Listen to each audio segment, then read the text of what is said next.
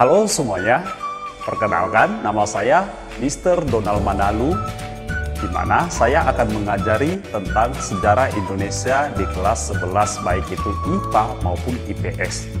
Jadi, di pertemuan kali ini kita akan mulai dengan bab yang pertama yang membahas tentang sejarah lahirnya imperialisme dan kolonialisme di Indonesia. Seperti yang kita tahu, tentu kita cari tahu apa yang menyebabkan lahirnya kolonialisme dan imperialisme itu, sehingga bangsa Barat datang ke negara kita. Jadi ada 5 hal yang mendorong lahirnya imperialisme dan kolonialisme. Yang pertama adalah adanya sistem ekonomi merkantilisme, di mana sifatnya adalah menimbun emas ataupun harta berharga lainnya. Yang kedua adalah adanya Renaissance ataupun humanisme yang berkembang di Eropa.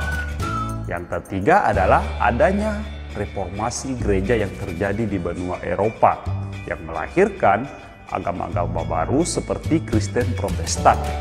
Yang keempat adalah terjadinya revolusi industri yang terjadi di Inggris sehingga dikenal sebagai revolusi industri Inggris. Yang kelima adalah adanya kapitalisme yang berkembang. Jadi nantinya supaya kamu lebih paham tentang materi lahirnya kolonialisme dan imperialisme Barat, silakan kamu simak penjelasan video berikut ini. Materi yang kita bahas yang pertama adalah lahirnya imperialisme dan kolonialisme bangsa Barat. Yang menjadi pertanyaan, apa penyebab datangnya bangsa Eropa ke Asia untuk mencari rempah-rempah? Padahal sebelumnya kita tahu bahwa mereka tidak pernah datang membeli langsung rempah-rempah itu di benua Asia. Jadi, alasan yang sebenarnya terjadi adalah ketika dikuasainya perdagangan di Laut Tengah oleh Kesultanan Turki Utsmani yang mengakibatkan putusnya hubungan dagang antara bangsa Eropa dengan pedagang dari Asia. Kebutuhan barang akan dagangan dari Asia di sini terutama yang bernama rempah-rempah mendorong bangsa Eropa itu melakukan pelayaran hingga menemukan penghasil rempah-rempah yaitu terutama Nusantara. Setelah mencapai daerah Nusantara, tujuan awal mereka adalah hanya untuk berdagang. Tapi lama-kelamaan setelah melihat pesona kekayaan alam yang dimiliki oleh bangsa Indonesia, lalu mereka tertarik untuk menguasai Nusantara atau bangsa Indonesia kita. Sekarang kita lihat lahirnya imperialisme dan kolonialisme Barat. Mungkin kamu sudah sering mendengar kata kolonialisme, imperialisme ataupun imperial. Sekarang kita cari tahu apa arti daripada imperialisme dan kolonialisme itu. Yang pertama, imperialisme itu berasal dari kata imperate, yang artinya di sini adalah memerintah. Jadi imperialisme adalah suatu usaha yang dilakukan ataupun tindakan suatu negara untuk mengembangkan suatu kekuasaan dalam bentuk pendudukan dan pemerintahan secara langsung. Artinya, mereka terjun langsung ke suatu wilayah untuk melakukan yang namanya pemerintahan dan membentuk pemerintahan di sana. Sedangkan kolonialisme di sini berbeda lagi, yang berasal dari kata kolonia, yang artinya adalah tanah ataupun land. Jadi, kolonialisme itu adalah suatu sistem pemukiman warga negara yang ada di luar negara induk, di mana daerah jajahan itu dijadikan menjadi daerah bagian dari negara induk. Jadi, artinya negara jajahan yang jauh dari negara induk itu tetap masuk kepada bagian daripada negara induk. Nanti kita cari tahu, seperti yang kita tahu misalnya, Indonesia pernah dijajah oleh Belanda. Sedangkan jarak antara Indonesia dengan Belanda itu sangat-sangat jauh. Tapi kita tetap menjadi wilayah bawahan daripada kerajaan Belanda pada saat itu. Seperti yang kita ketahui, ada beberapa faktor yang mendorong terjadinya kolonialisme dan imperialisme ini. Seperti yang pertama adalah merkantilisme Eropa, yang kedua revolusi industri Inggris, yang ketiga berkembangnya kapitalisme, dan yang keempat reformasi gereja, dan yang terakhir itu adalah Renaissance. Untuk mengetahui lebih lanjut kita bahas yang pertama yaitu merkantilisme di Eropa. Merkantilisme, apa itu merkantilisme? Merkantilisme itu adalah di mana sistem politik ekonomi untuk meningkatkan kekayaan suatu bangsa ataupun negara dengan tujuan untuk mengumpulkan cadangan emas, mengembangkan pertanian dan industri, serta memonopoli yang namanya perdagangan luar negeri. Artinya, mereka menguasai harta-harta yang bermanfaat atau yang berpotensi seperti cadangan emas, pertanian, industri, dan memonopoli yang namanya perdagangan. Bayangkan, jika sudah dikuasai, tentu ini akan memberikan untung yang banyak bagi suatu golongan tertentu dan bisa mengendalikan suatu negara. Ada beberapa prinsip negara penganut merkantilisme. Oke, sedangkan nanti di buku kamu di halaman 3 itu ada beberapa yang di sana. Tapi di sini saya fokuskan saja. Yang pertama adalah berusaha mendatangkan dan memiliki logam mulia sebanyak-banyaknya. Kamu tahu, logam mulia di sini adalah emas. Yang kedua, mengubah bahan baku menjadi bahan yang siap jadi dan siap diekspor. Contohnya adalah minyak dari yang namanya minyak mentah menjadi minyak jadi. Kita sekarang bertanya, jika minyak mentah itu kita jual murah, sedangkan ketika sudah menjadi barang yang siap pakai, itu harganya berkali-kali lipat. Tentu memberikan untung yang sangat besar. Yang ketiga adalah negara turut serta mengawasi kegiatan perekonomian. Artinya, negara selalu mengawasi setiap aktivitas perekonomian di suatu negara yang menganut merkantilisme. Inilah yang mengakibatkan terjadinya monopoli perdagangan. Yang kedua, itu adalah Renaissance ataupun humanisme. Disinilah muncul Renaissance ataupun nanti kelahiran kembali. Renaissance artinya adalah lahir kembali. Bayangkan, reinkarnasi itu adalah lahir kembali. Yang di sini ditanyakan apa yang lahir, Sir? Oke, yang lahir adalah kebudayaan Yunani dan Romawi kuno. Kita tahu di Eropa cuma ada 2 kerajaan ataupun peradaban yang sangat besar pada masanya, yaitu adalah Yunani kuno dan Romawi kuno. Itu adalah 2 kerajaan yang hampir menguasai wilayah yang sangat luas. Dan mereka ingin mengembalikan masa-masa itu, masa-masa kejayaan tersebut, sehingga muncullah ungkapan Renaissance. Tokoh-tokoh yang berasal dari Italia khususnya yang berperan dalam Renaissance ini adalah contohnya adalah Leonardo da Vinci. Seperti kamu tahu, karyanya yang sangat terkenal adalah lukisan Mona Lisa yang masih dikagumi hingga saat ini. Yang kedua adalah Michelangelo, di mana salah satu karya seniman ini berhasil menyelesaikan gereja Saint Peter yang ada di Roma, Italia. Yang ketiga ada Raphael Dürer, seorang seniman yang berasal dari Jerman, maupun Rembrandt yang berasal dari Belanda. Yang kedua adalah humanisme, berasal dari kata human, manusia. Kaum humanisme ini berasal dari orang-orang yang ingin membebaskan diri dari pengaruh gereja yang tidak wajar dianggap pada saat itu. Seperti kita tahu, gereja dianggap melakukan yang namanya pelanggaran-pelanggaran kebebasan, seperti dilarang dalam hal penelitian dan lain-lain, sehingga muncullah kaum-kaum humanisme. Karya-karya kaum humanis ini ada beberapa, di sini ada 4. Yang pertama adalah individualisme, yang artinya adalah mengutamakan diri sendiri. Yang kedua adalah sekularisme, mendahulukan hal-hal yang bersifat duniawi. Yang ketiga ada skeptisisme, artinya tidak mau percaya tanpa bukti. Ini orang susah untuk diyakinkan. Yang keempat adalah materialisme, yaitu mengutamakan kebendaan. Itu adalah ajaran-ajaran yang muncul ketika zaman humanisme. Yang ketiga kita lihat adalah reformasi gereja dengan tokohnya yang sangat terkenal di sini adalah Martin Luther. Hidup semenjak tahun 1483 sampai 1546. Reformasi gereja, istilah ini berasal dari kata re, yang artinya kembali, dan formasi yang artinya aturan, artinya mengembalikan aturan kembali pada jalannya.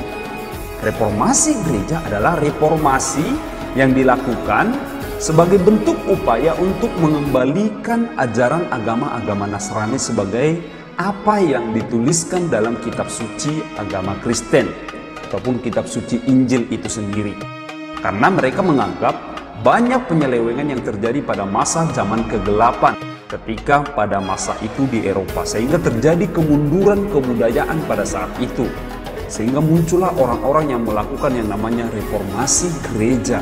Bahkan pada saat itu muncullah yang namanya suatu kontroversi, di mana pada saat itu banyak gereja-gereja yang menjual yang namanya indulgensia ataupun disebut dengan surat pengampunan dosa. Artinya bagi mereka yang secara sukarela memberikan bantuan ataupun sumbangan untuk biaya pembangunan gereja, mereka akan diberikan surat-surat pengampunan dosa. Artinya ketika kita sudah membeli surat pengampunan dosa, otomatis katanya dosa kita itu akan berkurang. Tentu ini menyalahi aturan, karena bagaimana dengan nasib-nasib orang yang tidak mempunyai uang maupun harta, padahal dia bisa berbuat baik. Sehingga hal inilah yang ditentang oleh reformasi gereja tersebut, karena merasa yang punya uang saja yang bisa menghapuskan dosanya, dan ini ditentang oleh tokoh-tokoh pada saat itu. Akibat terjadinya reformasi gereja, muncullah agama Kristen baru, yaitu Kristen Protestan. Dengan tokohnya yang terkenal tadi saya sebutkan, itu adalah Martin Luther. Martin Luther adalah sosok yang menentang Katolik Roma yang melahirkan nantinya agama Protestan itu sendiri.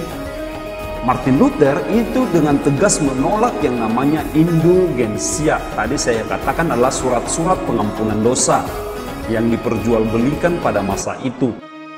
Tokoh-tokoh agama Katolik nantinya yang berhasil sampai ke Indonesia itu adalah salah satunya Fransiskus Xaverius, yang berhasil menyebarkan agama Kristen Katolik di daerah timur Indonesia kita ini, bahkan menjadi agama mayoritas di wilayah timur sekarang ini.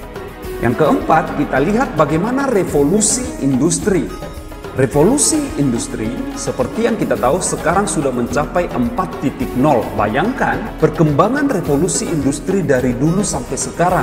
Sudah mengalami dari yang namanya industri 1.0, industri 2.0, industri 3.0, dan industri 4.0. Bahkan bakal muncul istilah-istilah baru nantinya.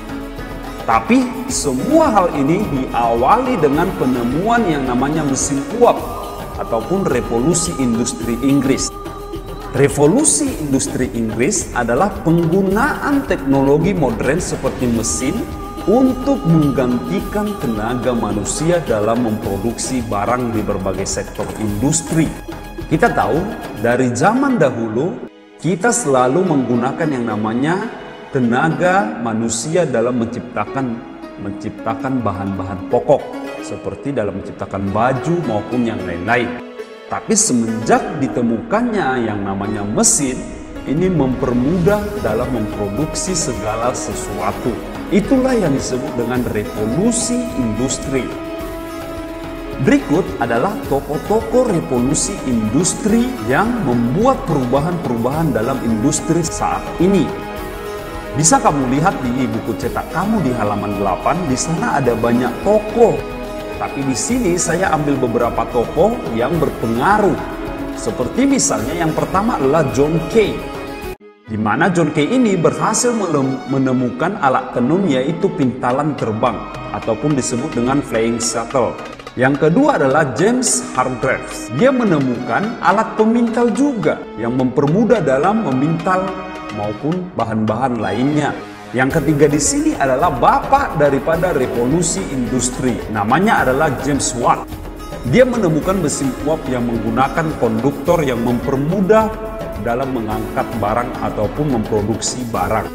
Yang keempat adalah Robert Fulton, di mana Robert ini menemukan kapal api Clermont dalam melayari sungai Hudson. Ini juga mempermudah dan disempurnakan hingga saat ini. Yang terakhir adalah Wilbur Wright dan Orville Wright. Mereka ini dua bersaudara yang menemukan pesawat terbang. Bayangkan, sekarang pesawat terbang setelah berkembang dengan sedemikian pesatnya. Kalau tidak ada pesawat terbang, perpindahan atau mobilitas manusia akan berkurang dengan sangat cepat. Sekarang kita bisa menempuh jarak dari Indonesia menuju benua Eropa maupun Amerika dalam hitungan jam dengan adanya pesawat. Jadi itulah peran daripada beberapa tokoh dalam mengembangkan revolusi industri di dunia. Kita lihat dampak revolusi industri. Tentu dampak revolusi industri ini memberikan banyak dampak dalam bidang kehidupan manusia. Yang pertama, dalam bidang ekonomi harga menjadi lebih murah. Otomatis dengan tenaga mesin, harga menjadi murah karena tidak memerlukan banyak biaya untuk membayar jasa manusia. Yang kedua dalam bidang politiknya, yaitu munculnya imperialisme dan kapitalisme dan daerah jajahan makin luas. Disinilah ketika negara yang sudah maju akan mencari daerah-daerah penghasil bahan baku untuk menunjang industri mereka dengan gratis, sehingga muncul imperialisme dan kapitalisme. Yang ketiga adalah bidang budaya, yaitu masuknya budaya barat ke negara Asia dan Afrika. Kita bisa rasakan di sekeliling kita bagaimana budaya barat itu sangat mempengaruhi kehidupan bangsa Indonesia. Yang keempat adalah bidang sosial, di mana terjadinya perbudakan dan diskriminasi ras, kerja paksa, kerja rodi, tanam paksa, ataupun yang lain-lain. Itu semua sudah dirasakan oleh nenek moyang kita yang berjuang untuk kemerdekaan Indonesia. Ini sebenarnya baru beberapa dampak positif dan negatifnya. Masih banyak dampak yang bisa kamu lihat di dalam halaman 8-9. Sekarang yang kelima kita lihat adalah kapitalisme. Apa itu kapitalisme? Kapitalisme adalah sistem ekonomi di mana perdagangan, industri, dan alat-alat produksi itu dikendalikan oleh swasta, bayangkan, atau disebut dengan free fund. Dengan tujuan itu untuk membuat keuntungan yang sebesar-besarnya dalam perekonomian pasar. Artinya di sini, seperti gambar di samping ada pyramid of capitalism system atau sistem piramid kapitalisme, di mana yang kaya semakin kaya dan yang miskin akan semakin yang miskin. Karena orang miskin akan menopang orang-orang kaya di atasnya. Kaum kapitalis ingin mengembangkan usaha dengan menguasai negara lain melalui alasan tertentu. Yang pertama, negara yang akan dikuasai kaya akan bahan bakar mentah atau bahan baku. Yang kedua, negara Asia Afrika dapat dijadikan pasar industri. Yang ketiga, dapat mempekerjakan buruh dengan sangat murah. Bayangkan, kita negara-negara yang berada di Asia Afrika menjadi korban daripada sistem kapitalisme oleh bangsa-bangsa barat. Negara kita Asia dan Afrika itu terkenal dengan negara yang kaya akan sumber daya alam, oke? Tapi kita dijajah, lalu setelah mereka mengolahnya, lalu mereka menjual kepada kita. Inilah yang nomor dua, dapat dijadikan pasar, lalu mereka mengambil untung yang lebih besar. Yang ketiga adalah dapat mempekerjakan buruh, bahkan lebih parahnya dijadikan budak pada zaman penjajahan. Jadi sekianlah yang dapat saya sampaikan tentang materi lahirnya kolonialisme dan imperialisme barat di Indonesia yang nantinya berkembang menjadi penjajahan di negara kita ini. Jadi semoga materi yang saya sampaikan pada pertemuan kali ini bermanfaat untuk Ananda sekalian.